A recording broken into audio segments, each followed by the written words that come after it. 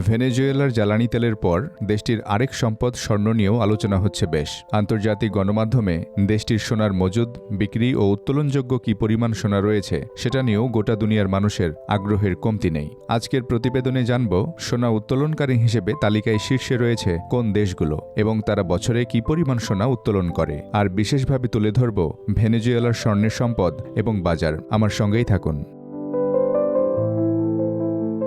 প্রথমেই ছোট করে দেখি স্বর্ণের ইতিহাস। বলা হয় মানব ইতিহাসের শুরু থেকে সোনা একটি অতি মূল্যবান ধাতু হিসেবে ব্যবহৃত হয়ে আসছে। হাজার হাজার বছর থেকে মানুষ সোনা উত্তোলন করছে। দামি এ ধাতুটি গয়না তৈরি, বাণিজ্য ও সম্পদ সঞ্চয়ের মাধ্যম হিসেবে ব্যবহারের পাশাপাশি বৈশ্বিক অর্থনীতিতে অত্যন্ত গুরুত্বপূর্ণ ভূমিকা রাখছে। টপমোস্ট সোনা উৎপাদনকারী দেশগুলো আন্তর্জাতিক চাহিদা পূরণ ও ওয়ার্ল্ড মার্কেট নিয়ন্ত্রণে বড় ভূমিকা পালন করছে। সম্প্রতি নিউ ইয়র্ক ভিত্তিক সংবাদ মাধ্যম ইকোনমিক্স ইনসাইডার একটি প্রতিবেদন প্রকাশ করেছে সোনা উত্তোলনকারী দেশগুলোকে নিয়ে। ওই রিপোর্টে উল্লেখ করা হয় ২০২৪ সালে চীন, রাশিয়া ও অস্ট্রেলিয়া এই তিন দেশ এক বছরে প্রায় ১,০০০ টন সোনা উৎপাদন করেছে, যা বিশ্বের সোনা সরবরাহের একটি উল্লেখযোগ্য অংশ। এছাড়াও সংবাদ মাধ্যমটি সোনা উৎপাদনে শীর্ষ থাকা ২০ দেশের তালিকাও প্রকাশ করেছে। চলুন দেখি কোন দেশগুলো সোনা উৎপাদনের তালিকায় শীর্ষে জায়গা করে নিয়েছে। তালিকার ১ নম্বর দেশটা চীন। বিশ্বের দ্বিতীয় বৃহত্তম অর্থনীতির দেশটি ২০২৪ সালে ৩৮০ টনের বেশি সোনা উত্তোলন করে, যা বিশ্বের অন্য যে কোনো দেশের তুলনায় বেশি। দেশটির সোনা খনিগুলো মূলত শানজাং, হেনান ও ইনার মঙ্গোলিয়া অঞ্চলে অবস্থিত। সোনা উৎপাদনের পাশাপাশি চীন একটি বড় ভোক্তা দেশও। স্বর্ণের বিভিন্ন জুয়েলারির যেমন ব্যাপক চাহিদা রয়েছে, তেমনি এ খাতে প্রচুর বিনিয়োগ হয় এবং চীনের কেন্দ্রীয় ব্যাংকও সোনা কিনে মজুদ রাখে। বিশ্বের দ্বিতীয় বৃহত্তম সোনা উৎপাদনকারী দেশ রাশিয়া। ২০২৪ সালে দেশটি প্রায় ৩৩০ টন সোনা উৎপাদন করে। রাশিয়া প্রাকৃতিক সম্পদে সমৃদ্ধ এবং শতাব্দীর পর শতাব্দী ধরে খনন কার্যক্রম চালিয়ে আসছে। দেশটির সোনা মূলত সাইবেরিয়া ও ফার ইস্ট অঞ্চলে উৎপাদিত হয়। সাম্প্রতিক বছরগুলোতে রাশিয়ার সোনা উৎপাদনে আরও বেশি গুরুত্ব দিয়েছে। আন্তর্জাতিক নিষেধাজ্ঞা ও অর্থনৈতিক চ্যালেঞ্জের সময় স্বর্ণ রাশিয়ার জন্য একটি পার্মানেন্ট ইনকামের উৎস হিসেবে কাজ করে এবং বৈদেশিক মুদ্রা রিজার্ভ শক্তিশালী করে। ২০২৪ সালে অস্ট্রেলিয়া প্রায় ২৮৬ টন সোনা উৎপাদন করেছে, যা দেশটিকে বিশ্বের তৃতীয় স্থানে রেখেছে। দেশটিতে বিশ্বের কয়েকটি বিখ্যাত ও বৃহৎ সোনা খনি রয়েছে। এর মধ্যে কালগুরলি সুপারপিট ও বডিংটন খনি অন্যতম।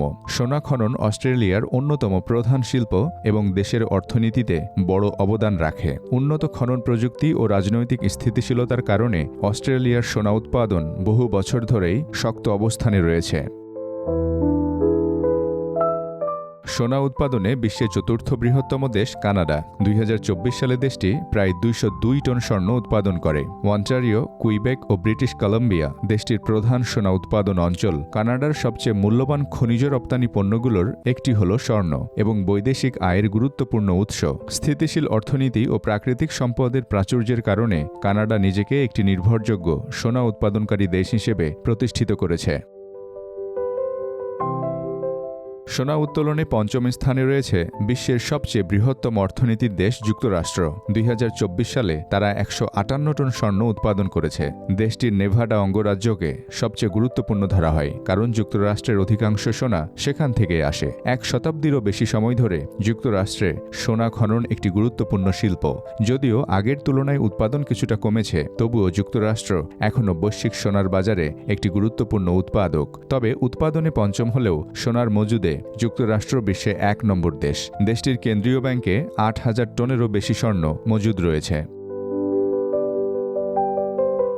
ভেনেজুয়েলার স্বর্ণ নিয়েও জানব। তার আগে একটা বিষয় যোগ করি, শীর্ষ এই ৫টি দেশ ছাড়াও এশিয়া, আফ্রিকা ও লাতিন আমেরিকার কিছু দেশ উল্লেখযোগ্য পরিমাণ সোনা উৎপাদন করে। ঘানা, মেক্সিকো, ইন্দোনেশিয়া পর্যায়ক্রমে তারাও ১৪০ টনের বেশি করে স্বর্ণ উৎপাদন করে। এরপর পেরু, উজবেকিস্তান ও মালি এই ৩ দেশ ১০০ থেকে ১৩৭ টন স্বর্ণ উৎপাদন করে।